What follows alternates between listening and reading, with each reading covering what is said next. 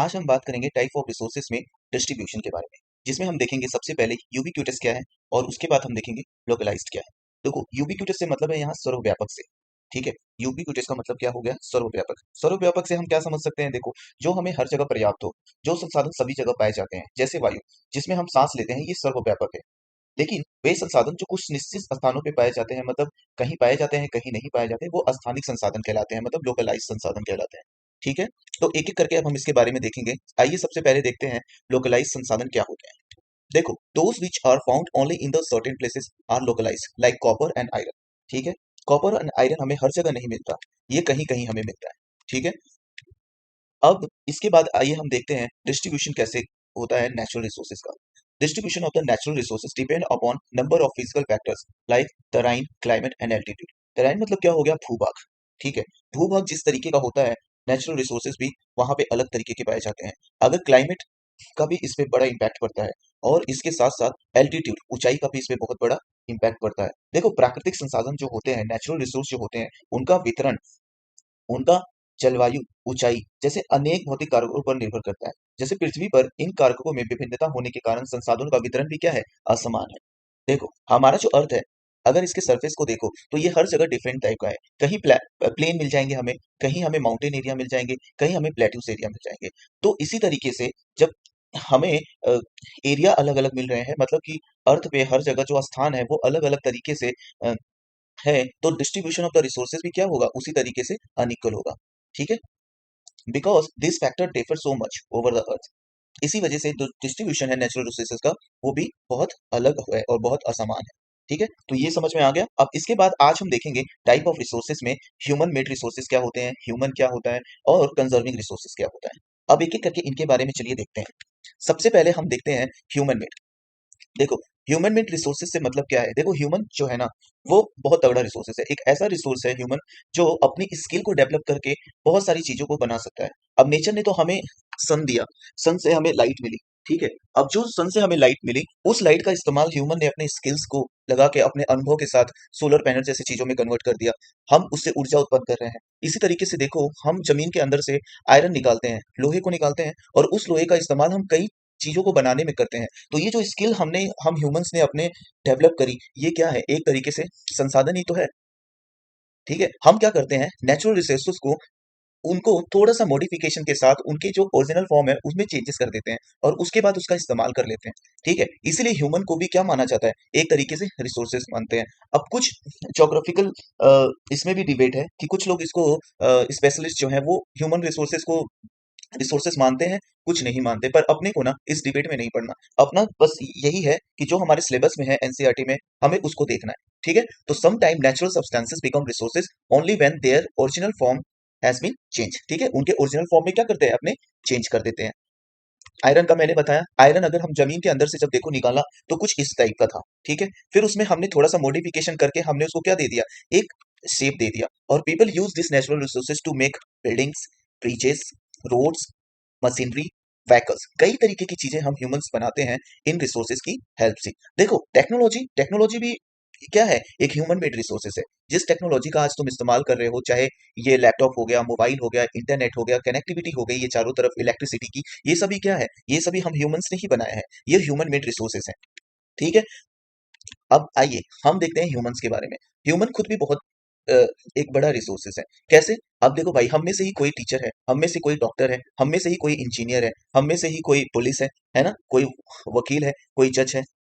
ठीक है, तो हम खुद भी क्या है? हम अपने अलग अलग फील्ड में जाके अलग अलग स्किल को डेवलप करके हम खुद क्या एज अ रिसोर्स काम कर रहे हैं।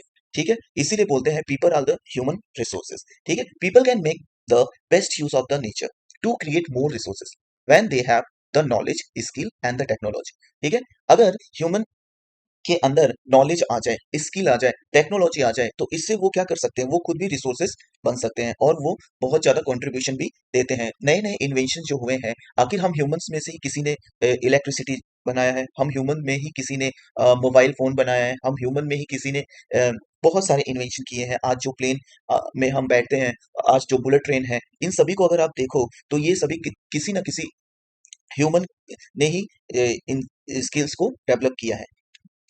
Education and the health, education and the health helped in making the people and the valuable resources. देखो, अगर आपके पास एजुकेशन है, आपके हेल्थ बेटर है, तो आप बहुत अच्छे रिसोर्सेज बन सकते हो। ठीक है, अगर आप हेल्दी नहीं हो, आप फिट नहीं हो, आपके पास एजुकेशन नहीं है, अगर आपके पास एजुकेशन नहीं है तो आपके पास मे बी कुछ स्किल आप बिना एजुकेशन के ही एडॉप्ट कर लो, सीख लो अपने घर पे। अगर आपके फैमिली में कोई बिजनेसमैन है तो आप थोड़ी बहुत चीजें सीख सकते हो उनसे और आप उसमें कर सकते हो। पर फिर भी फर्क तो देखो होता है। अगर आप एजुकेटेड हो, आप किसी स्किल को किसी एक इंस्टीट्यूशन से लेते हो, आप सीख रहे हो उसको, तो आपका जो स्किल होगा वो काफी प्रोफेशनलिज्म उसमें आएगा और आप कोई भी काम करोगे तो वो बहुत परफेक्शन के साथ होगा। ठीक है, तो एजुकेशन और हेल्थ का ना बहुत बड़ा इंपॉर्टेंट होता है वैल्यूएबल रिसोर्सेज बनने में। ठीक है, improving the quality of the people skill so that they are able to create more resources is knowing as human resources development. ठीक है, जैसे जैसे आप इंप्रूव करते जाओगे अपनी क्वालिटी में, अपनी स्किल्स में, आप वैसे वैसे इंपॉर्टेंट ह्यूमन रिसोर्सेज में कन्वर्ट होते जाओगे।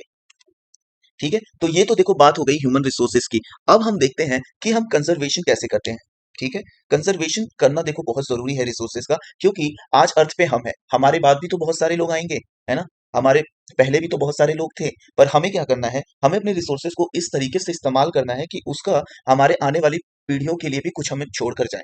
अब ऐसा तो नहीं है कि हम सिर्फ प्लांट, जंगल सब खत्म करते जा रहे हैं, हम वाटर, ग्राउंड वाटर खत्म करते जा रहे हैं। आज दुनिया के बहुत सारे कंट्री में देखने को मिल रहा है कि वहां पे ग्राउंड वाटर तो है ही नहीं, है ना, फ्रेश वाटर तो है ही नहीं, इतने सारे प्रॉब्लम है। अगर आप देखो तो मोर देन 150 कंट्री में ना फ्रेश वाटर की अवेलेबिलिटी नहीं है, वहां पे इतना सारा प्रॉब्लम है। आज ये जो प्रॉब्लम हो रहा है, आखिर ये क्यों हो रहा है? ये इसलिए हो रहा है क्योंकि हमने अपनी रिस्पॉन्सिबिलिटी को ठीक से निभाया नहीं, हमने वाटर के कंजर्वेशन पे ध्यान नहीं दिया, हमने क्लाइमेट चेंज जो हो रहा है उस पर ध्यान नहीं दिया, इवन अब भी नहीं दिया जा रहा है। यूएन जैसी संस्था तो है, वहां पे मुद्दे तो उठाते हैं कि हम क्लाइमेट चेंज से रिलेटेड बहुत सारी स्टेप्स लेंगे, पर उनका कुछ असर आज भी नहीं दिख रहा है। तो देखो, using the resources carefully and the giving them time to get renewed and call the resource conversation. देखो, अब रिसोर्सेज को अगर हम ठीक से इस्तेमाल नहीं करेंगे तो वो एक टाइम के बाद क्या होगा, खत्म हो जाएगा, हमारे आने वाली पीढ़ी के लिए कुछ बचेगा नहीं। तो इसीलिए जो संसाधन होते हैं ना, इनका हमें सतत पोषण विकास करना चाहिए। इनका मतलब उस तरीके से इस्तेमाल करो, इस सावधानी पूर्वक तरीके से इस्तेमाल करो, ताकि न केवल वो वर्तमान पीढ़ी के लिए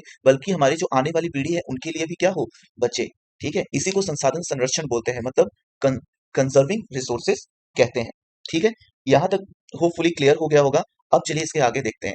अब अगर कोयले को देखो, तो कोयले का इस्तेमाल किस तरीके से हो रहा है। कोयले से हम क्या करते हैं, बिजली बनाने का काम करते हैं। वाटर और कोयले की हेल्प से मोस्ट ऑफ कंट्री आज भी वाटर और कोयले की हेल्प से ही क्या करते हैं, बिजली बनाते हैं। अभी हाल ही में आपने न्यूज में देखा होगा कि अफ्रीका में ना बहुत से कंट्री ये फेस कर रहे हैं प्रॉब्लम कि वहां पे बिजली नहीं है, वहां पे लाइट कट जाती है 8 आवर्स 10 आवर्स। बताओ, वो इसलिए हो रहा है क्योंकि वहां पे ना कोयले की कमी पड़ रही है।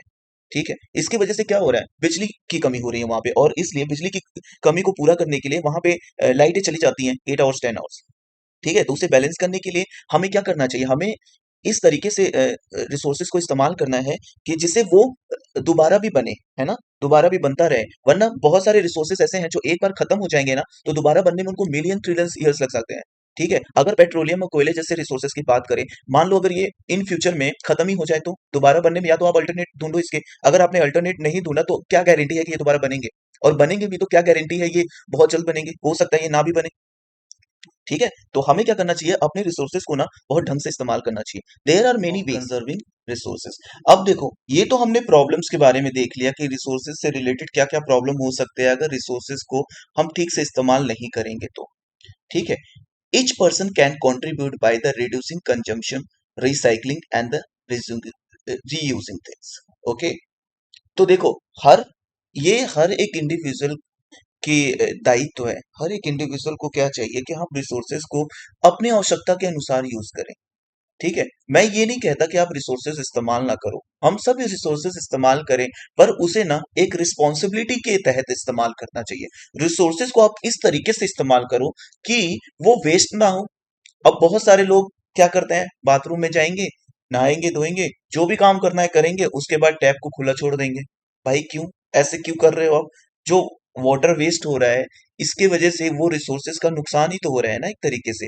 तो आपको क्या करना पड़ेगा, छोटे छोटे स्टेप्स लेने पड़ेंगे, और इस तरीके से जो हम वेस्ट करते हैं एटलीस्ट उसे ना करें।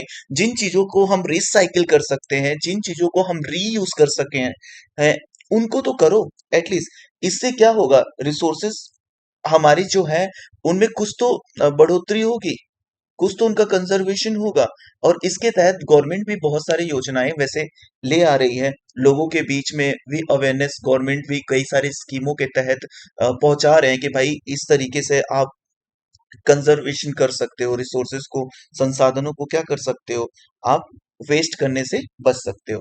तो देखो, जैसे आप घर में हो अपने, आप कई सारे रूम होते हैं, हम खुद भी कई बार ऐसी गलतियां कर देते हैं कि हम लाइट्स छोड़ देते हैं यूं ही, है ना।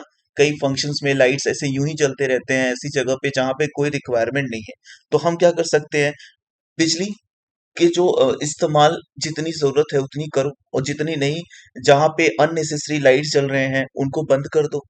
क्योंकि भाई बिजली बनने में कोयला और वाटर, इनसे ही तो आजकल न्यूक्लियर प्लांट से भी बहुत सारे लोग बिजली कर रहे हैं, पर सारे सभी देशों के पास तो नहीं है। मोस्ट ऑफ कंट्री तो डिपेंड करते हैं कोयले और वाटर पे ही। कंजम तो बिजली के कंजम्पशन पे क्या कर सकते हैं, आप कटौती कर सकते हैं। जहां पे जरूरी ना हो वहां पे बिजली बंद कर दो। रिसाइकलिंग की हेल्प ले सकते हैं हम, है ना। बहुत हम रिसाइकिल करके, चीजों को दोबारा इस्तेमाल करके हम अपने रिसोर्सेज को बचा सकते हैं। इसके साथ साथ हम रीयूज भी कर सकते हैं। बहुत सारी ऐसी चीजें हैं जिनको हम रीयूज कर सकते हैं, तो आप जिन जिन चीजों को रीयूज कर सकते हो उनको करो। तो देखो, कंजर्विंग करने के लिए कंजम्पशन, रिसाइकिल एंड रीयूजिंग, ये इंपॉर्टेंट स्टेप्स हैं जो अगर आप लेंगे तो हम रिसोर्सेज को क्या कर सकते हैं, हम बचा सकते हैं, अपने संसाधनों को हम जल्द से जल्द खत्म होने से बचा सकते हैं। ठीक है।